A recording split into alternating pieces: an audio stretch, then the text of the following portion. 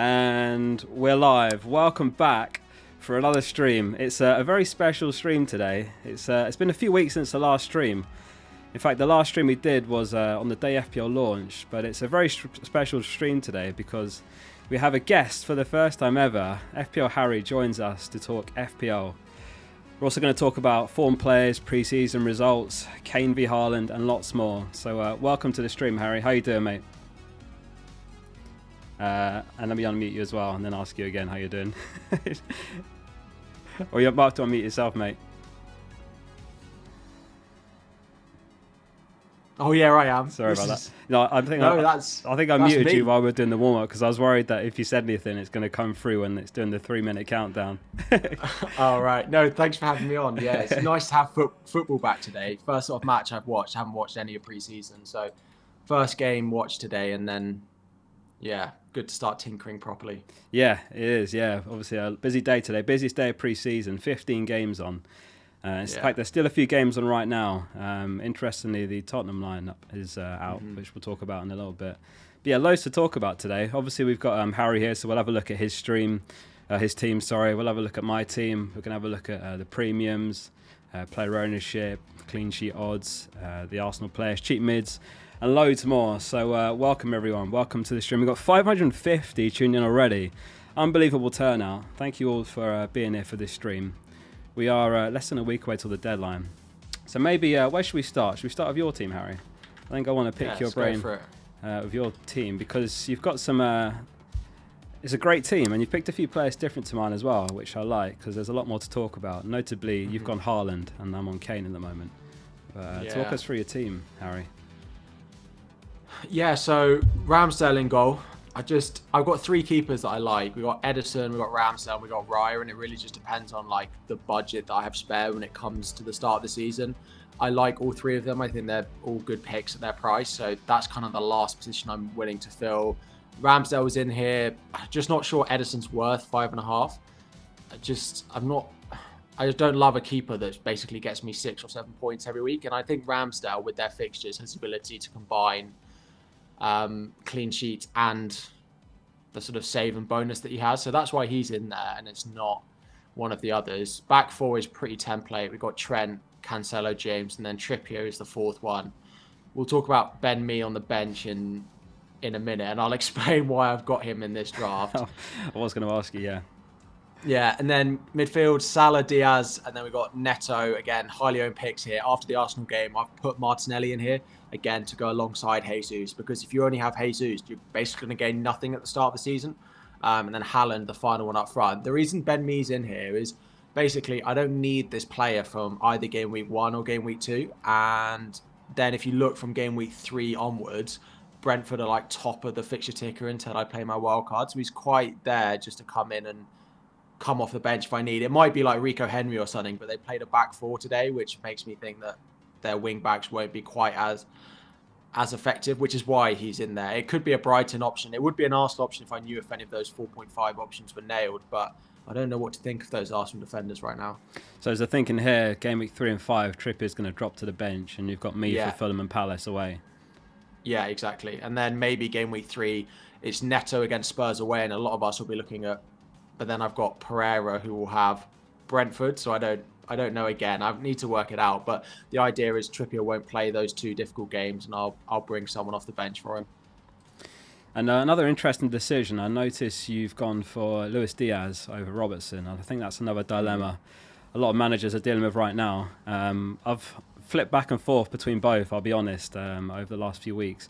Right now, I'm on Diaz, but I had a couple of drafts with Robertson. What's your take on the Robertson and Diaz debate? And let us know in the chat as well. Are you guys on Robertson or Diaz? So before today, when I sent this game, I sent this draft with Diaz in. Today did nothing good for Diaz. Today was not a good game for him, and he didn't look at his best at all. Robertson looked so much more effective. He looked like Robertson had more attacking threat, and he's playing at left back when Diaz is playing at left wing, which did worry me a little bit. So I could, for example, do Diaz and Ben Mee to Robertson and like Leon Bailey, for example, which seems like it would make a lot of sense. But then I don't have an 8 million midfielder, and I feel like I've spent the last like however long banging on about the need to have that £8 million midfielder in my team in case one of the others does really well and I can move sideways to it. In theory, I prefer Robertson over Diaz, but I don't know if I want to get rid of that price point in my team. Does that make sense? Makes perfect sense. Yeah, and just reading the chat, they're very divided. I was asking them Robertson or Diaz, and it honestly looks about 50-50 at the moment.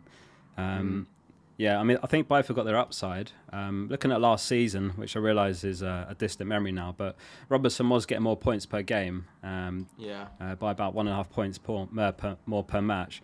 But then on the other hand, Jota's currently out injured, so it feels like Diaz doesn't have competition, and they are very good fixtures, you know. Yeah, if Jota was fit, I think it would be very easy to go for Robertson. Yeah, I agree. Yeah. But it's a very template front six, like you say. You're absolutely riding the template there. Is that the plan? Are you going to just kind of ride the template and then look for opportunities further down the line? Because, you know, the template's strong, let's be honest. You know, maybe you don't need to get clever in the opening weeks.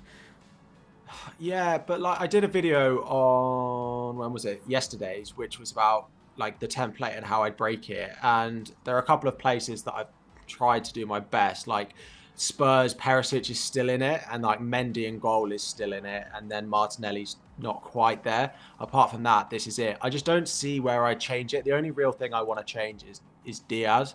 But apart from that, I just don't really see any of the other picks going without. The only thing is that Chelsea defence. A little bit worried about us for the start of the season. Yeah, that's another one. Good. Yeah, my first ever draft I had the Mendy and James double up, and then at one point I switched to James and Chilwell. Interestingly, you've obviously played Udinese yesterday and today. And yesterday looked like full strength 11 for Chelsea. And no Chilwell. Obviously, it was Alonso and Emerson, I think, shared minutes. And then today it was kind of like the B team, and Chilwell started that one. So do you think there's a chance you line up with Alonso, Gameweek 1, over Chilwell? It's definitely not impossible, given that lineup. I think that I feel like he's tried our lineup for Gameweek 1, and I'm very surprised it wasn't Chilwell, but given that lineup yesterday to be a little bit reactive, I think it probably will be Alonso. I think given how poor we've been defensively, not many people are going for the double up between the two of them. And if you're not going for the double up, there's kind of no reason to pick Chilwell over James now. It feels like a massive unnecessary risk. So it just makes Chilwell like a bit of a dead option for me, unless you are going for the double up. But I wouldn't do it after the match last night. And obviously, speaking of double ups, I've been quite bullish on the Man City double up. Obviously, last season, top in the league for expected goals conceded, and I expect that will continue. So I've had the City double up in most of my drafts, but I look at the Community Shield today. You know, it only finished about half an hour ago or so, and you know, City is so light in defence. They've got Laporte out till September. They've really just got Cancelo and Walker in fullback. You know, Stones was really the only option off the bench in terms of defence. I wonder whether they're going to be a bit stretched and it could be a problem, and whether doubling up is a bit overkill. And I noticed you've just got the one here, so what do you think?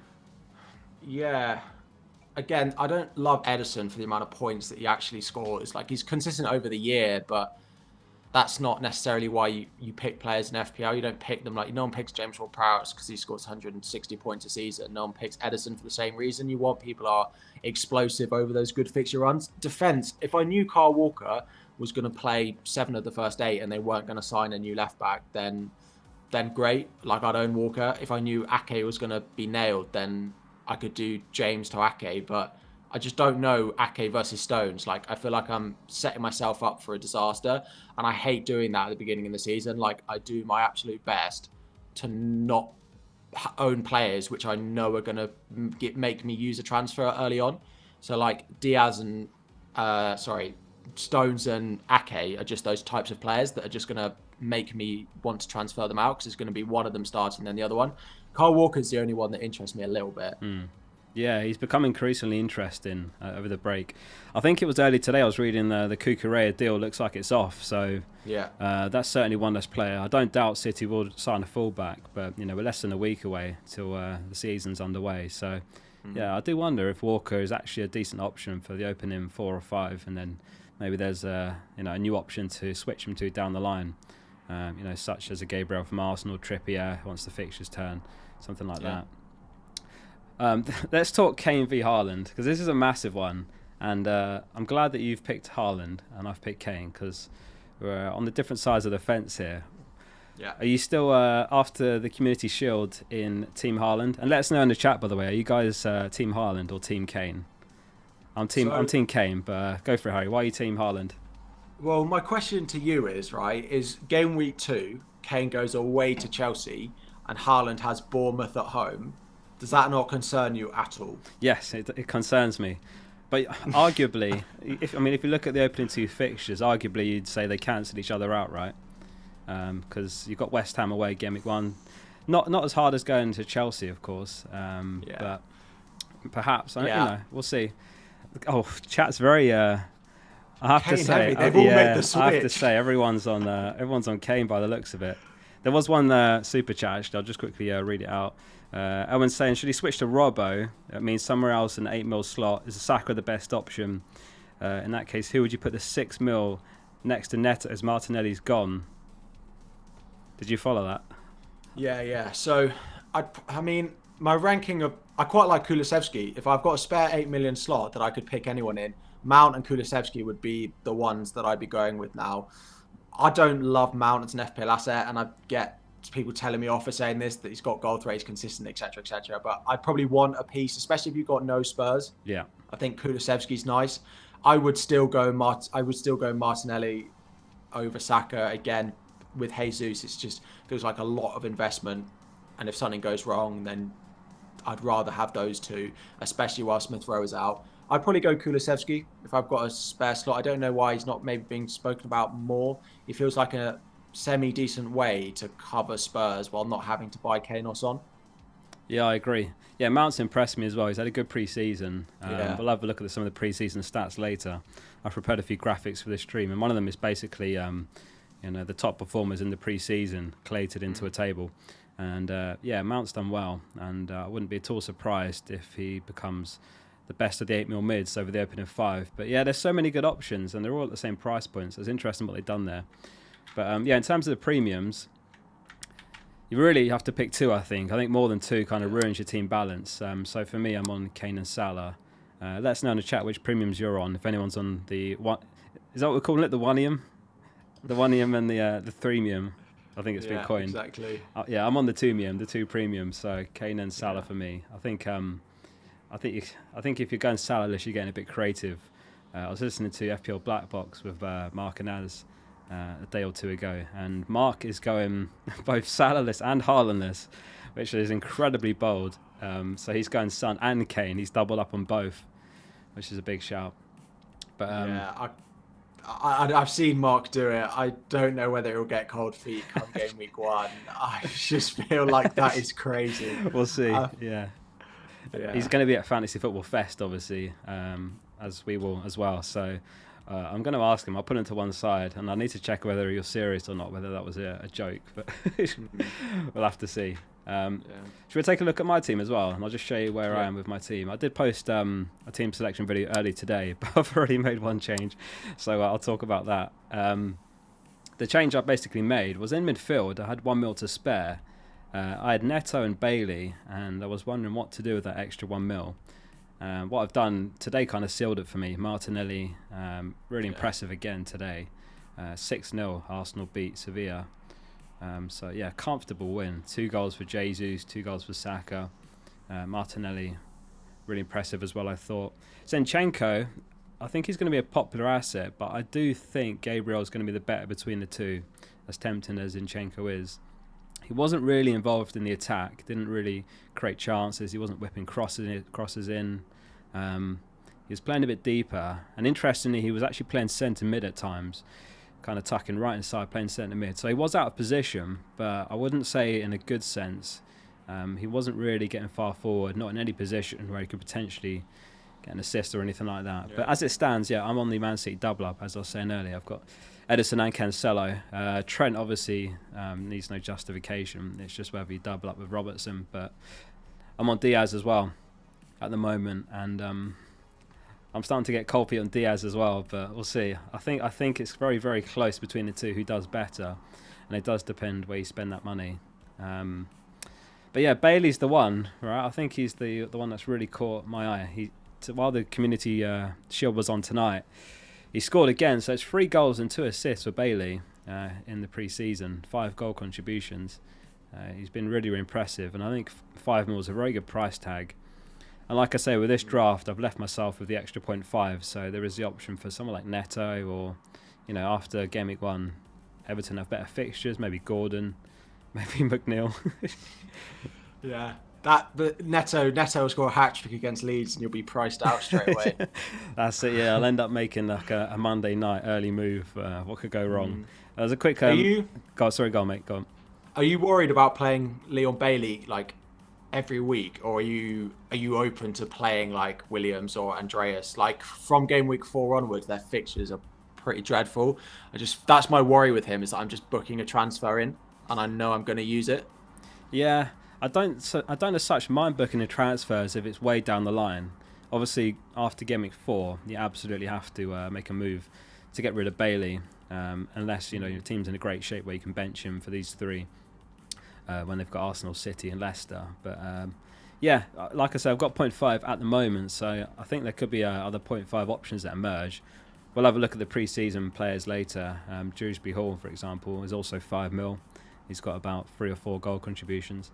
There's a super chat from Victor. He said, "Have a good season, both. Great tweet by Harry with the facts after the game." I didn't see that, Harry. What did you tweet? So I've started doing these like short Twitter videos, which happened to be after the game, but I did them when like the price is announced, where I just like talk about the game, have a few simple graphics, and yeah, just sort of a minute and a half on like the game or like a key talking point. Going to do like game week previews during the season on it. Good idea. Might have to steal that. But he's got a question as well. He says, should he switch to Kane and Robertson for Diaz and have the door open for Nunes? Nunes looked good today. He did, yeah. He got his goal. Mm-hmm. It's funny how back and forth football fans are, right? After Nunes' debut, there's these compilations. He's washed, he's finished, and then Haaland has a difficult game tonight, missed a few chances, and then it goes the other way. What did you think about Nunes and Victor's question there, leaving the door open? Like, as much as I thought he was a good option, it feels like a lot, 8 million, when we just don't know who's going to play. We're going to get, like, when Jota comes back, Firmino, like, Nunes looked much better, and I've not been that complimentary of him during pre-season, and he looked really good today, but I just don't think for 9 million we're going to know he's going to start consistently, especially when Jota's back fit. And Jota could be back game week 4, and it's very possible that Firmino starts one of the first 3 as well. If you're going to go with Nunes, I feel like you've got to start with him. There's no leaving the door open. I feel like that will just get closed when Jota comes back.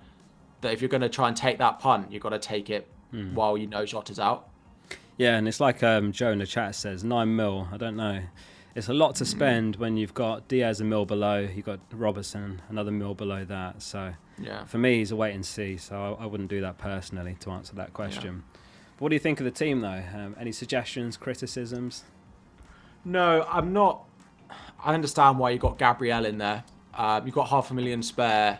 Like, for me, Edison and Gabriel to like Ramsdale and Diaz with the 500,000 spare is better. I'm not a huge Edison fan at 5.5. He's definitely better.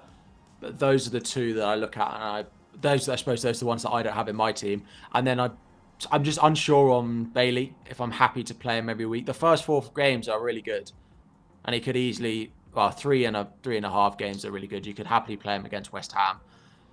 I'm just not sure with him yet how many minutes he's going to get, how often he's going to start. He could easily be this season's who was it? Benrahma from last year, but. Yeah, well, when he exploded Game Week 1, I think I ended up moving Jota to Benrahma Game Week 1 last season, something like that. Yeah, it may be. And the thing is, the prices move so fast at the start of the season, so if Bailey gets something against Bournemouth there, I see him 5.2 by Game Week 2, and he's been putting up the numbers in pre-season. But I think maybe that's a good opportunity to talk about pre-season. How much stock or how relevant is pre-season, and how much attention do you think we should pay to the pre-season results and the form? Just to explain what's on the screen as well, I've just put this graphic together tonight for this stream, just tracking the pre-season form, who scored the most goals, the assists, goal contributions. So that's what this is. What do you think, Harry, about pre-season results and form? I tend to pay attention to like the last couple of weeks of it and the last couple of games, because we start to see full strength teams. We start to see the teams that are going to actually line up in the Premier League. We start to see a bit of that, how fluid people are and how fluid teams are going to be. So the past couple of weeks, I've been looking at it more from a lineup point of view rather than necessarily who's getting goals. But I look at who scored if it's my player. Ross would hate me for it. Yeah. Sure, there's some psychology thing in there that's going to tell me absolutely the worst way to play the game. But yeah, nice little bit of positive reinforcement going on there. But yeah, I pay a little bit of attention more just for lineups. If there's a player I want to that maybe we didn't see last year, like Bailey, who's suddenly in the lineup and scoring goals, that's where it becomes quite interesting. At the same price, there's Almiron as well, who's, again, you've got on your graphic, scored 4 goals, looked really, really good so far. Another one that you could go with and has a sort of more long-term good run of fixtures than maybe Bailey does. He was in some of my drafts as well. Almiron was that? Yeah. How much is he? 5 million as well. Is he really? 5 mil? Okay. Yeah. Ooh, it's just the Warriors with them if they sign him.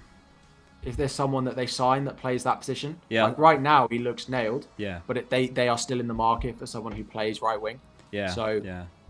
I think Espam's right in the chat. He's actually got 6 goals. This was a bit of a rush job, this one. Admittedly, tonight I actually messaged Harry about an hour or 2 ago, and I was like, "Do you want to do a stream tonight, mate?" And he's like, "Yeah, all right." So I've thrown together some graphics here, but what I'll do, once all the pre-season games are done, I'll tidy this up and I'll post the final standings. But yeah, there's a few names here. I mean, look at Zaha, 5 goals, 3 assists. Yeah. It's just a shame that he's got such bad fixtures to open the season. Maybe after the first 4 games, Zaha could be a great option for 7 mil. One that I'm paying attention to, certainly. Podence, I think an alternative to Neto that's been overlooked. But again, what do you think? So Neto's very template. What do you think the impact, if any, of Jimenez's injury will be, potentially up to 8 weeks? I don't think it's great news for Neto. I don't think it's dreadful, because I don't think Jimenez has been at his best for the past probably 12 months or so. I'm still happy with Neto at his price, and I think Podence is not a bad alternative. He's probably going to be playing up front now. He looks like that's where he's been lining up, and I think they had a friendly today where he lined up there as well. There is part of me that thinks, well, if Jimenez is going to be out for 8 weeks until our wild card, then is that just an easy way to break the template and just go with Podence? But then, like, they have backup strikers, so I know that Podence is going to get like 60, 70 minutes, whereas I know that we're going to see 80, 90 minutes more often for Neto, unless the game is already won. So I don't dislike Podence. I think he could be a good differential now that Jimenez is injured, and he'll probably be playing up front. I don't think it benefits Wolves overall, though. No. With him being out. Charles Kelly in the chat says he hates Wolves. Hope they get relegated. Tell us how you really feel, Charles. Jeez. Yeah, no, I was listening to Black Wolf last night on Spaces in the early hours. Mark Southerns and a few others were chatting about 1 a.m. last night, and they got Black Wolf on. Obviously, he's FPL USA, and he's a massive, massive Wolves fan. He's been writing up great reports about them, and he said it's probably going to be a very fluid front 3, probably Podence, Neto, and Gibbs White, and then obviously Hwang can be involved there too. But the problem with Wolves is obviously they've got no striker now, so the problem is if teams figure that out, then they're going to be found out and they might struggle for goals. And let's not forget last season they did. I'm expecting improvement, but yeah, perhaps they're going to struggle for goals like they did last season, but also as a result of really only having one system now. So yeah, I'm a bit conscious of that. But their fixtures are so nice that I'm a bit like, I'm going to take the gamble on one of them. I think it may not go well, but their start to the season is really good. They have Spurs in game week 3, just trying to get the fixtures up. Leeds, Fulham, Newcastle, Bournemouth, Southampton in their first 6. It just feels that this prize is an easy place to take a little bit of a punt. I don't see myself moving off him really now. Yeah. Okay. So one thing I also want to talk to you about, on the subjects of the template, is at the start of the pre-season, I think everyone had Perisic in their team. You know, exciting new signing, expected to play left wing back, classified as a defender, and obviously his ownership slowly bled out during the pre-season. But just looking at the lineup versus Roma, they're playing right now while we're recording, and it's Doherty and Perisic starting in wing back. Looks like Tottenham's first choice 11. Is Perisic at the last hurdle re-emerged as an option, or are you not tempted? 5.5 could come in. The only option I've got in my defence really is Reece James. He could be. It's just that Chelsea fixture in game week 2. Yeah, he could do something in game week 1, but over the first couple of games. But then it's the same for Reece James, right? Doherty at 5 million again is just equally as good. We know what he did last year as well. So I could end up going with him. I don't think it will happen when it comes to the deadline. I don't think I can see myself moving off Reece James, really, but I have not been impressed with us in pre-season. They did concede again tonight, but they've been really attacking. I haven't seen any clips, but apparently both Doherty and Perisic have been really good again. I had them to start with and moved off. You did the same, I think. I did, yeah. I was looking at Perisic for a while. Really just had the game week 2. You had to rotate him around, but that was under the assumption that he's going to be getting minutes, and I do wonder if that's going to be even the case, or whether Conte is going to rotate Sessegnon quite heavily, and use him in some games, maybe early subs for Perisic. So, yeah, for me it's a no-go from game week 1. But if he gets off to a flyer, maybe after the Chelsea game, I'll consider going there. But yeah, don't get me wrong, his ownership is still extremely high. I've got a graphic here on the most owned player, and obviously Jesus is 66% owned, which is just astonishing. I think the record... It's only going to go up. Yeah, and it'll probably only go up. I think last season Salah set the record, didn't he? He had about 70% ownership, I think it was a new record. But Haaland's still very, very high, significantly more than Kane. Salah 56%, Trent's 54%. I don't even see Robertson on this graphic, so I don't think he's even in the top 20.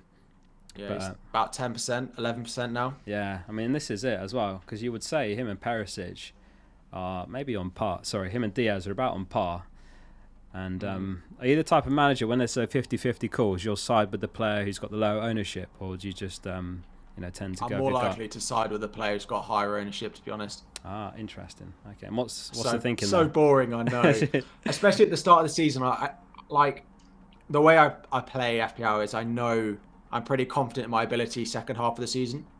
When I sort of know the planning, I know the players a bit better. I hate the start of the season when everything is an unknown.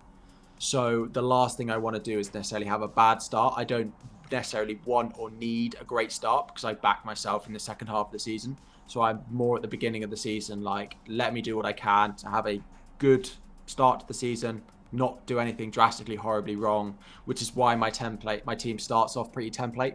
And then I hope come second half of the season, where I often like play my chips, I make a lot of gains there. Makes a lot of sense. I think I'll be doing the same, to be honest. And in this season we've talked about how strong the template is. So I think my plan is the same.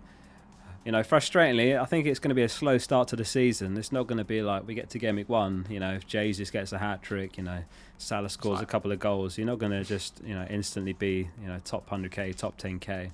Realistically, it could be a slow start to the season. So something I'm conscious of, and I think some patience is going to be needed there, not to make moves to try and move up faster, because it's a 38 game week game. But in a way, this season, right, isn't a 38-week game, because we've got the World Cup between game week 18 and 19, I think it is. So 12th of November, I think, is game week 18. And then we've got about a 6-week pause until Boxing Day, 26th of December. So it's a long old pause, and obviously over that break, player prices will be locked, but we do get unlimited transfers. So has that affected how you're approaching this season at all? A little bit, because actually I tend to not be one of those really early wildcarders normally, which means I've got to change it a little bit. And if you're not playing your wildcard before game week 10, you're wasting it a little bit. So I'd say game week 10 is probably the last I'd ever want to play it, because that means I've only got 6 or so game weeks. I think it's game week 16, the split. And it means I've not got enough time to make the ground that I want to with my wildcard. So it means I've got to be a little bit more short-term focused and play the fixtures a little bit more now than maybe I would have done before. And again, try and be a bit more reactive rather than thinking long-term. I used to play my wildcard about like game weeks 15, 16 or so, past couple of years. So I've got to be a bit more short term because I'll only be playing the first 8 game weeks now. Yeah, that's it. I'm not even thinking about the second half of the season because, come game week 18, the whole game is going to be reset anyway. So anything after that point is irrelevant. So, I do think there's opportunities to play a bit more aggressive. If your team's in good shape, I'm not at all opposed to holding on to my wildcard for fairly late and then making, some aggressive wildcard moves when the fixtures turn. I think it's Man City and Spurs whose fixtures turn complete opposite ways right before the World Cup. So, there could be something to take advantage of there. Yeah. So we'll have to see. Just having a look at what the Spurs score is, see if it's still... I think just before we went live, you said that Roma had gone 1-0 up. Yeah, it's 1-0, 60 minutes in. Has anyone chat not going captain Salah for Gameweek 1? That's what I'm interested to know. Maybe we'll stick a poll up. Prepared one earlier. I can't see it. I can't see it after today. He would have got a 13-point haul against Manchester City. Not doing it game week 1. Let's see what chat's saying. I'll spam it in the chat and get your votes in. There's got to be a few out there that aren't going Salah, right? Maybe a Son captain is Kane. But I think today's enough to put you off Haaland. Certainly for me anyway. Let's have a look at the results. Yeah, for me it's an absolute no-brainer. I'm going to be going Salah, but Kane at home to Southampton. Don't get me wrong, it's a really good option, but Salah's been doing well in pre-season. Obviously, Kane has as well. Salah scored today, took the penalty well, buried it, but it looks like about 70%. I'm sure it'll be higher, 80. Yeah, look at it going up. Had a couple of super chats. Says he's got Edison, Gabriel, Sanchez, Reece, Trent, Neto, Salah, Kane, Jesus and Haaland. But there's no question. You're just sharing your team. It's a good team, but interesting going with a front 3. I've not seen many teams playing 4-3-3. Premium as well. It's a threemium, yeah. So what is that? 3-4-3? 4-3-3? Yeah, no. 4-3-3.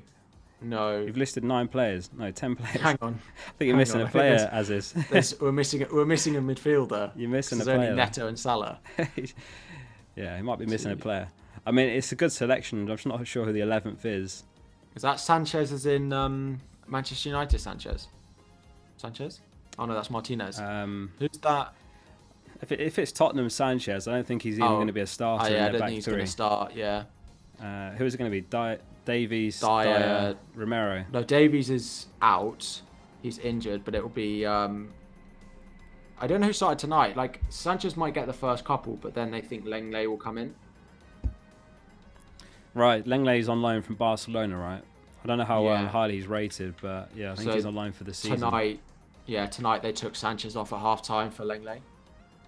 So, your guess is as good as mine who starts in game week 1. Any Spurs fans in the chat, you can let us know. We've got one more super chat as well from Loz. He said, Martinelli's a great enabler, but do you not see him as a huge downgrade from Saka, who's been sensational in pre-season? I'll just put up the pre-season graphic again. What do you think about Saka v Martinelli, Harry? Yeah, if I could own Saka as well, then I absolutely would, but Martinelli's a 2 million price point cheaper, and like at the start of the season, you've got to make these sacrifices in places. We don't have the 105 million that we have come game week 35 to make our final teams. You've only got 100 million, so you've got to make these sacrifices somewhere, and as there are as many good other options outside of Saka, which I might want, and so Martinelli feels like a nice obvious pick wherein I can go, and it helps the rest of my team as well. I love Saka, and I'd own Saka over Martinelli every day of the week if there wasn't a 2 million price gap in it.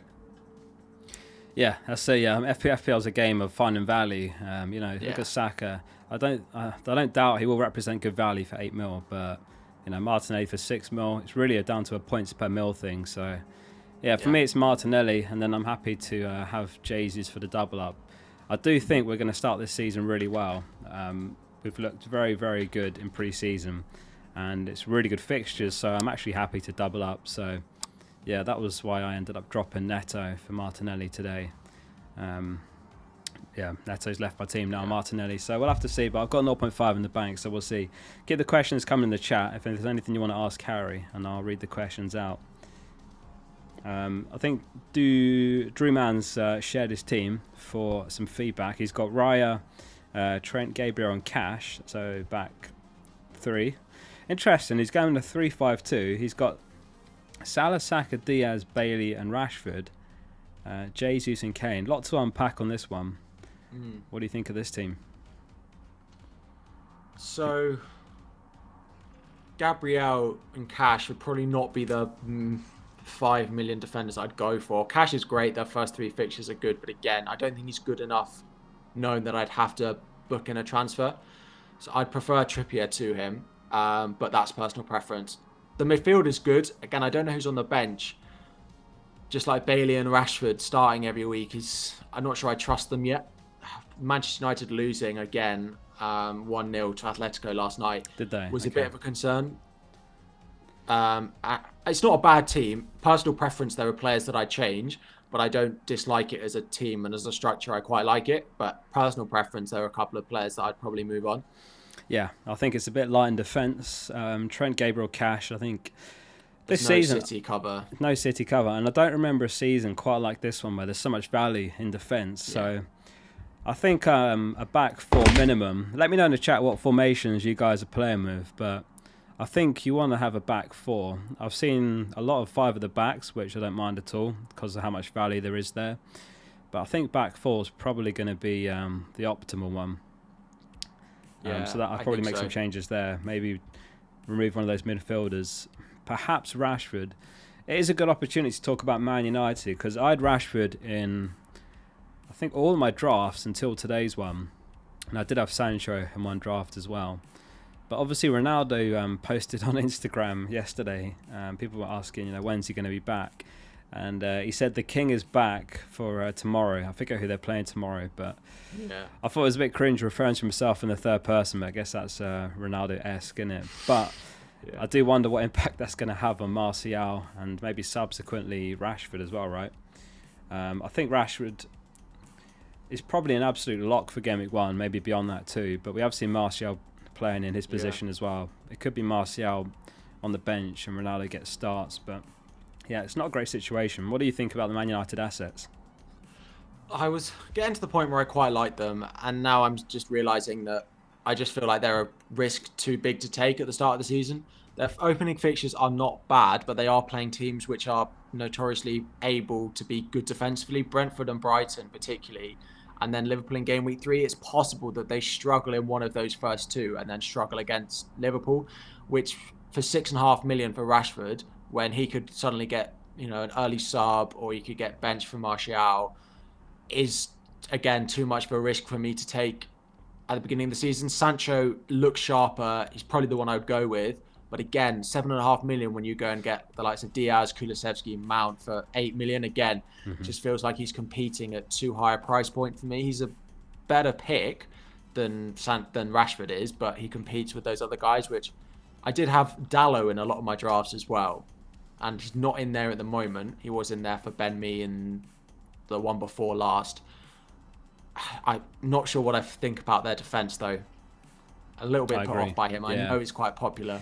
He is, 4.5's a good price, and he's obviously been very attacking in pre-season. He's hit the post. He's been creating a lot of chances, playing very advanced. So I think Dalot could be a good option, and I agree on what you said about Sancho as well. I think Sancho is probably going to be the best of the midfielders. Yeah. Bruno, I still don't think he'll justify the price tag. I don't think he's going to get quite back to that form of a couple of seasons back. But I probably would avoid Sancho unless you leave yourself with the 0.5 to go up to one of those 8 mil mids. Interesting one here. We were asking about the formations. Thanks everyone that shared their formations in the chat. It's quite mixed, but it's mostly 4-4-2s. Nick Knack said 4-5-1 is mathematically the best. What I don't like about the 4-5-1 is unless you're having someone like Undav or a Mitrovic on the bench, which I don't think is a good idea, then you're probably going to have 2 4.5 mil forwards on the bench, right? So your bench is just one player deep. That's my concern about the 4-5-1. There's a question from AC, Harry. They said, what are your thoughts on going without an 8 mil midfielder at all? Do you think that's a price point that just has to be covered, or is that an option? Yeah, so I don't know if you want to ping my team back up, but basically I've got an option where because I've got Diaz in there at the moment, that I could go with Diaz and Ben Mee to like Robertson and a 5 million midfielder, which I would probably prefer, but I do leave myself without that 8 million midfielder. Now, I thought about this earlier today and I suddenly thought, well, if I've got an £8 million midfielder and Mount does really well, but Diaz is also doing really well, then I'm not going to sell Diaz, so I've still got no way of getting to him. So I don't necessarily... I'm starting to come around to the idea of maybe I don't need this as much as I thought I would. Because let's say that Liverpool start really well and Kulusevski looks great. How am I going to get to him with the team that I've got? Well, I have equally no way to get to him if Diaz is performing well as if Robertson's performing well. So I basically just want to pick the one that I think is a better option, which I think is Robertson at the moment. So at the moment, I think and again, like Bailey versus Ben Mee is feels like a no-brainer, or Almiron versus Ben Mee feels like a no-brainer. So Diaz and Mee out and it saves $500,000 as well. It's probably what I'll end up doing. I do leave myself with no 8 million midfielder. And I feel like I've bigged it up so much for the past 2 weeks that I need it, that I now can't not have it. Just like I can't not have Neto in my team, because every time I have a video, I tell you, you have to have Neto, so he's got to be in there.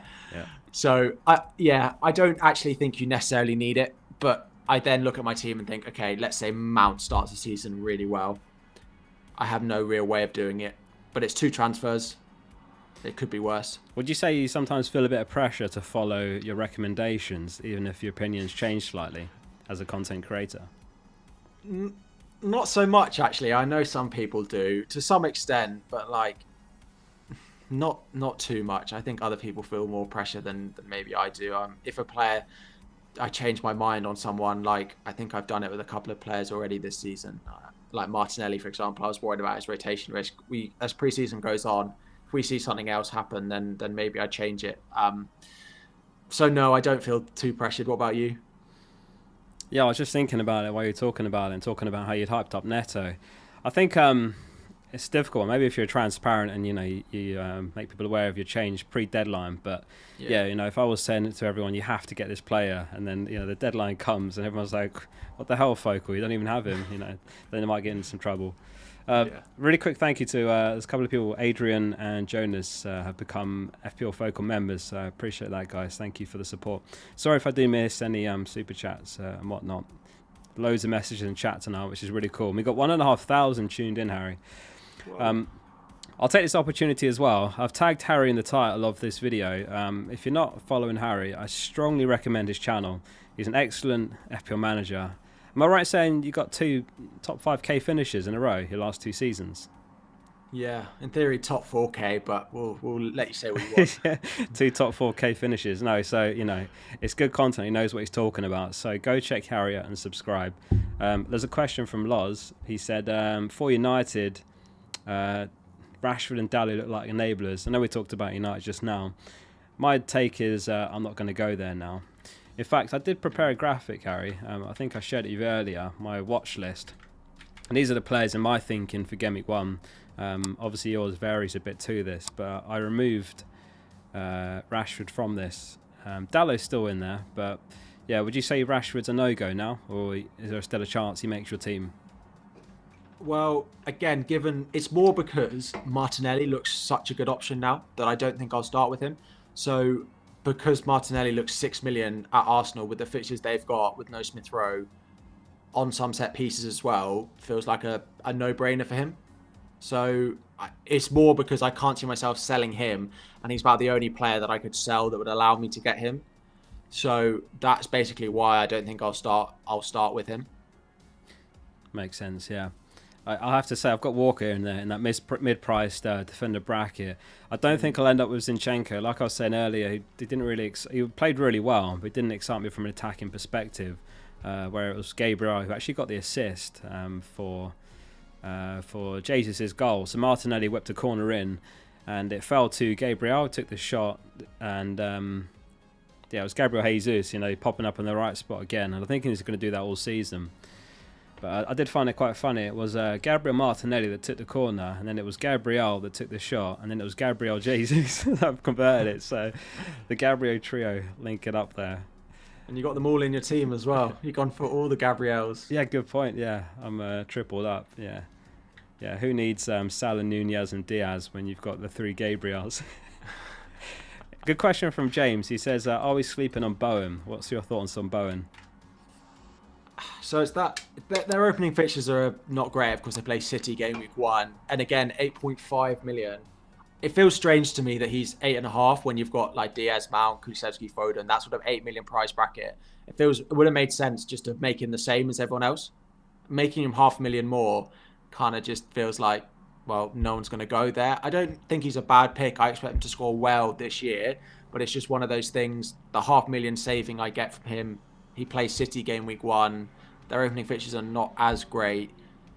It's that extra 500,000. It feels like they've overpriced him when they've the options we've got at 8. Yeah, agreed.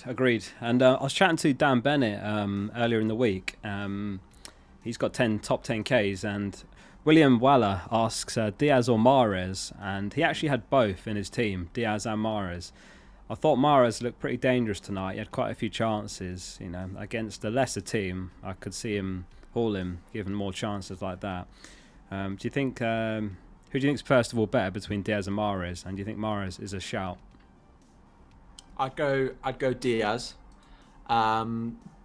just because again they've got 4 wingers now.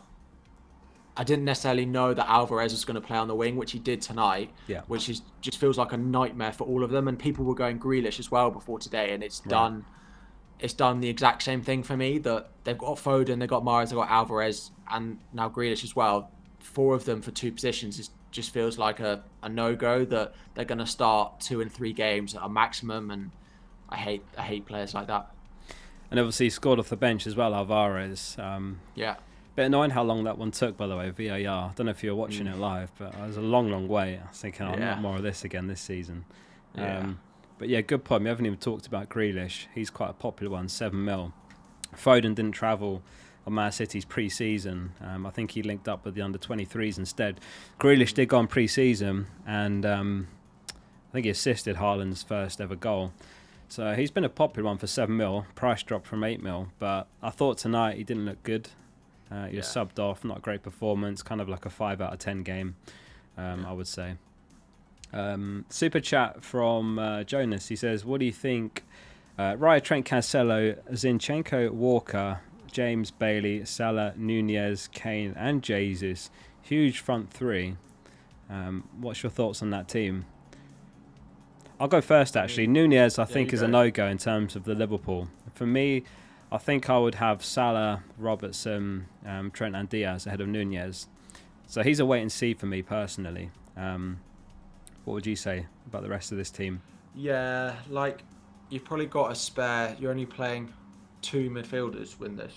Like Nunez to Diaz and save 1 million feels like a no-brainer move. And then you have the ability to go Zinchenko to Reece James, Raya to Edison, for example. Like that Nunez to Diaz move feels like a no-brainer for me for the start of the season.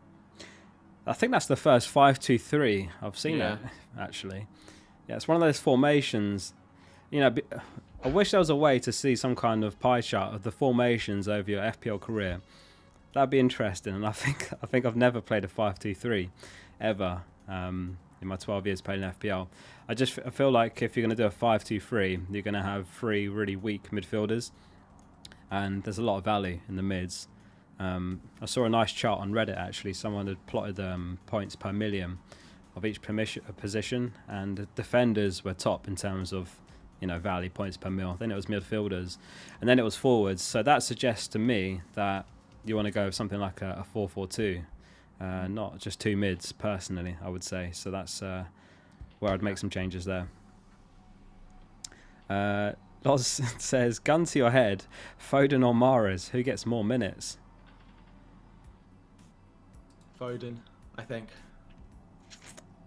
I don't quite know where, but I think Foden. Yeah. I just feel like if Pep doesn't give it to him this season, he's going to get really annoyed.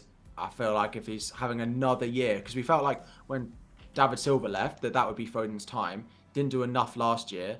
If he's not stepping up this year again, I think we'll start to be like, well, do you not value me as much as what he can do? Right. And this is it though. Last season we did see Foden kind of, Pep wasn't afraid to play strikerless last season, and we saw players, fluidly rotating. Foden, one of them, even Bernardo Silva. And this is my concern, going back to what we were saying earlier about Kane versus Haaland. I read an article from The Athletic, and they were saying one of the reasons that Haaland picked Man City over Real Madrid was that there was some assurances that he wouldn't be used as much, whereas in La Liga, the expectation he would be playing week in, week out, and he's not got a great injury record. I don't know if I can bring this up here. Yeah, he doesn't. So that's kind of right now why I'm very slightly siding towards Kane, but it's such a difficult one. It's just that Bournemouth fixture. Like game week 3, I can see myself, necessarily making the swap, but it's just that Bournemouth at home fixture. I can't see myself wanting to go without him. Exactly that. And I've just pulled up his injury record, and it's got down here on the left side seasons. Last season he was out 4 times, the season before 4 times, the season before that 6 times. So it's not like encouraging when you look at his injury record, and it's just not something you want to deal with a premium. There's always I don't know about you, but there's always a little bit of nervousness right before the Man City lineups drop. You're waiting for the 3 o'clock kickoffs on a Saturday. Yeah. You're like, which one do I look at first? Yeah, it's got to be City, just to make sure he's not benched Cancelo or something. But I can't begin to imagine that suffering. If Haaland gets the odd bench in here and there, but. Yeah. Maybe I'm overthinking it, but yeah, it's an interesting one, looking at his history. He wasn't great today as well. A few people in the chat asking. Throughout the season, I wonder if the Spurs guys playing every week is going to be more reliable. As I said, it's just those first few fixtures. I don't want to go without him. When they start playing 2 or 3 times a week, that's when I think we have a problem.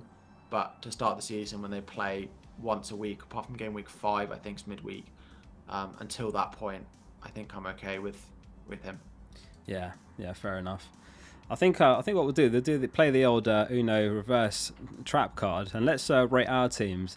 So we'll do my team first. Let me know in the chat, what would you rate my team out of 10? Honest ratings, and then we'll do Harry's as well next. I'm interested to see what everyone actually thinks of our teams, because sometimes we get in our own heads and we make this team and we're like, oh, it's a masterpiece, perfect, here we go. Top 10k, but sometimes you get a bit blindsided from outside opinions. Harvey's given it a 6. 6 out of 10 from Harvey. We've got FPL Harry in the chat's given it a 4. There's only moderators in the chat to ban FPL Harry. It's a 5 from Please Work. I regret this game now. You regret this game. So, here we go. They're flooding in now. Maybe I'll just read out the really good ones. No, everyone's giving great reviews. Ignore what I said before. 8s, 9s. Yeah, it's 7.5 from Andrew there. Noctam Bewley says 7, 2 template. Wangdy says focal 8. Okay, I mean, Max has given it a 1. I think that's harsh. There's no way this is a 1 out of 10, is it? I would swipe right on this team. All right, should we have a look at Harry's? Be kind, please. All right, Harry's team next then. So it's got Ben Me in it. This surely makes it higher rated than it. I've just clocked me as well, because you're so terrible for Ben Me jokes on Twitter. You can't resist. I basically needed a Brentford defender, and I was like, he has to be the one I go with. Okay, yeah, fair enough. Yeah, when I saw that they announced Ben Mee was back in the Prem, I thought another season of Harry's terrible puns. Yeah, exactly. Muxie's given it a -4 out of 10. Fayyad's given it a 7. They're still seeing your one. Here we go. Yeah, sorry, it's just caught up now. Oh yeah, here we go. 7.5, 8 from Apinator, 9 out of 10. Daniel's given it a 2. There's a lot of 10s in there. I think actually yours is getting better ratings than mine. It's because I got Pedro Neto in. I wish I'd told them I had 0.5 in the bank. That buys me an extra 1 point. Or am I clutching at straws? A little bit. One thing I didn't mention to people in the chat, this is going to be my last stream like this before the deadline. Next Friday, I'm going to be at Fantasy Football Fest. And me, Harry, and FPL Raptor are going to literally stream the deadline from Fest. So we'll probably be about 5 beers deep by then. So it's going to be a great stream. And there's going to be a venue packed with drunk managers, content creators. So we'll try and get a few involved. I asked FPL mate if he'd join earlier, and he said he might come for the first 10-15 minutes. It'd be good to get him on. I think he's going to do a stream separately afterwards for the last hour. Ali's given me an 8.5. A few people have switched to an out of 100 rating, which maybe is more precise. Robert Carr's given 85 out of 100. Appreciate that. Yeah, not bad. Not bad at all. Not bad at all. It's going to be an interesting season. Yeah, a few people in there talking about Trippier, and I'm not sure he's spoken about him, about why I've got him in.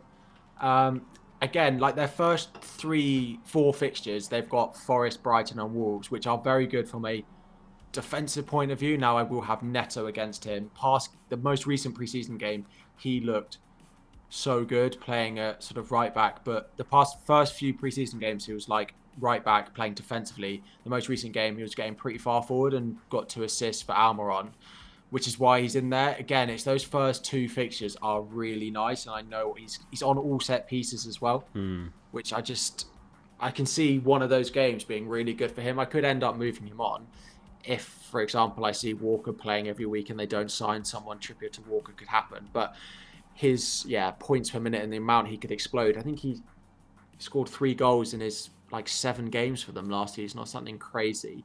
I don't expect him to keep that up, but I think he could be really good at 5 million. Yeah, I agree. I'm just trying to green screen you out a bit. I'm getting flashbacks to Trippier's goal last season. I remember he scored that absolute worldie from a free kick, and I do like Trippier. How owned is he? 16.6. Yeah. Some of them saying he's not been. He wasn't attacking, but the most recent game he was. Yeah, I have noticed as the sun has set, the green screen has come a bit darker. That's all right.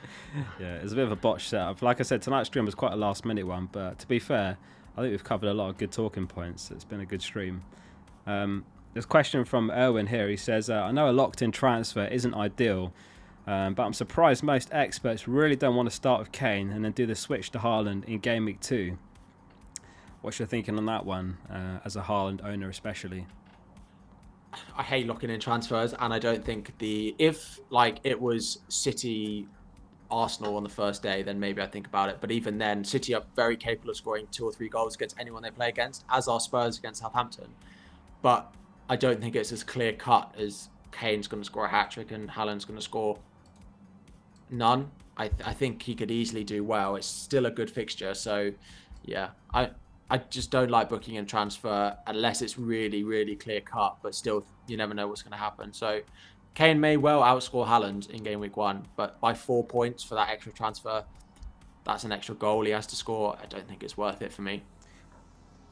And if Kane starts... sorry, I haven't got Kane. I'm just thinking, if Kane starts slowly, doesn't get anything Game Week 1, and say Haaland gets a goal against West Ham, I'm trying to think whether I trust what I've picked, or whether I would be tempted to make that switch to Haaland for the Bournemouth game, because it's one of the standout fixtures of the season. Bournemouth at home, it's one to target for sure, and it does make me nervous. Yeah, I don't like it though.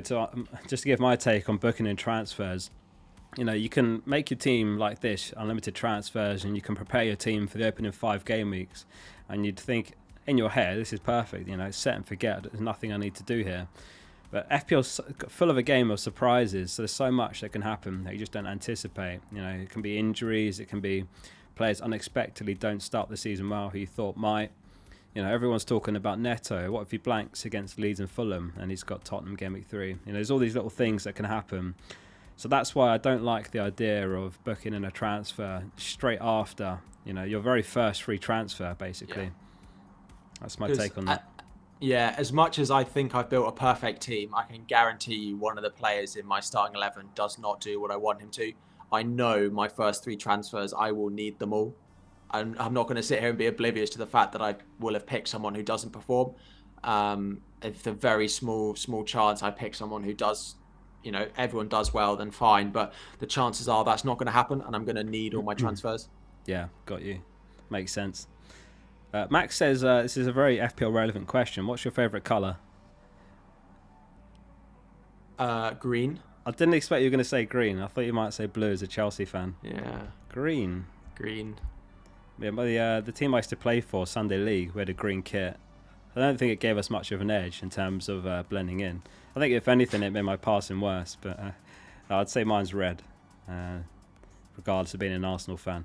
Favourite colours in the chat. What's your favourite colour, chat? Here we go. Here's the top quality insight. That's it, yeah. To be fair, I think I haven't got anything else prepared here that I wanted to talk to on this stream. Is there anything else you wanted to cover here? No, I think we've gone through most of the stuff that we were gonna talk about. Again, last couple of bits, pre-season games tomorrow. We'll wait and see. Teams are starting to get locked in now. There's not that many players that I'm in a position to really change. So we get into that start of the season. I try and lock in about Thursday, Friday. But yeah, I think we've covered everything. Today's game really threw a lot of spanners in the works for a lot of people, I think. And again, that Spurs game as well. I think they're still 1-0 down, and a lot of those players have been subbed off as well. So right, okay. Yeah, still 1-0 down, 90th minute, and Perisic is off. Lloris got subbed off for some reason. Oh, Lloris, okay. Son, Kulusevski, Doherty all got taken off about 70th minute. Mourinho's going to be loving that one, isn't he? Yeah, he is. Being his old club. I've just pulled up my watch list again, just finally, in terms of the final picks that are in my thinking. There's still quite a lot here. I mean, to be fair, there's about 500 plus players in FPL, and this is what I've narrowed it down to in terms of my thinking. Tomorrow we've got another 6 pre-season games, and then that is it, I believe. That's it as far as pre-season goes, and then it's the last leg, and then it's Gameweek 1 Friday night. Don't forget it's a Friday night deadline, by the way, everyone. Don't wake up Saturday morning like 9 a.m. like, I've got to sort my team before 10. It's it's a Friday deadline. I think it's 6:30 UK time. Yeah. This one. This is as far as I've narrowed it down to. If I change my team at all, I'll do one more team selection video. But Harry, it's been so good talking to you. Like I said earlier, I've tagged Harry in the title of this video, so you can get to his channel dead easy. Just go click there and subscribe. Check out Harry's content. He's been doing videos every day all the way up to the deadline. Really good content. Knows his stuff. Top 4K, not top 5K the last couple of seasons. So he's a really good manager. Harry, I don't think there's anything else I've got left to say. But thank you so much for your time. Thanks for being on the show, mate. No, thanks for having me. I feel very privileged to have been your first ever guest. Sorry, I feel like I'm leaning forward, which is exactly the thing right. You told me not to do, because I get really big for all the viewers. Right, yeah. Just right before we went live, Harry was leaning right in, and I was like, "Don't do that, by the way, because otherwise, when it starts, they're going to see that." That's what their first impression is going to be. No, thanks for having me on again. I really appreciate it. I remember watching you when you were just starting out as well, and I knew by the quality of the content that you were going to go far. So glad to see it's gone so well for you, and yeah, let's see if you can beat me this year, even despite being #1 ranked in the world. Yeah, I'll try, mate. Probably won't happen, but no, yeah, I'm really excited for this stream. Thanks everyone in the chat who has tuned in. Obviously, if you enjoyed it, please do hit like on the stream before you go, and subscribe to Zoomed In Harry. Yeah, no, it's been a cracking stream, mate. Thank you everyone for tuning in. Like I say, go subscribe to Harry. Like the video if you're not. It's a goodbye from me. And a goodbye from Harry. Oh, sorry. Goodbye from me. Sorry, you missed it. You missed a super chat. Oh, did I? All right. No, hang on. We'll come back. We'll do the super chat. We'll go back. We can't miss the super chat. So is it True Fandela? Oh, it's True Fandela. How are we doing, mate? I haven't heard from him in a long time. Fandela says he's got Ramsdale, Trent, James Cancelo, Neto, Salah, Diaz, Martinelli, Bailey, Kane, Jesus, goalkeeper, and he's got Jansen, a 4 mil defender, 4.5 mil, 0.5 in the bank. What do you think, Harry? It's very nice. It's basically the same as mine, apart from it has Bailey in over Trippier. So yeah, I like it a lot. 0.5 in the bank as well. I quite like keeping for the start of the season. It's is it a back three? Trent, James, Cancelo, Neto, Mo, Diaz, Martinelli, Bailey, 3-5-2. Yeah, it's a great team. like I was saying earlier, I'm an advocate of the 5 at the back. Oh, I just realised we're not on the actual stream there. Sorry about that. Yeah, like I say, I'm an advocate of 4 at the back. I think there's so much value in defence. So I think back 4 is probably the optimal. One thing actually interestingly I should mention, tomorrow FPL Review's going to drop his predicted points for this season, and using that data there's people in the FPL community like Sertalp who builds the optimal FPL team.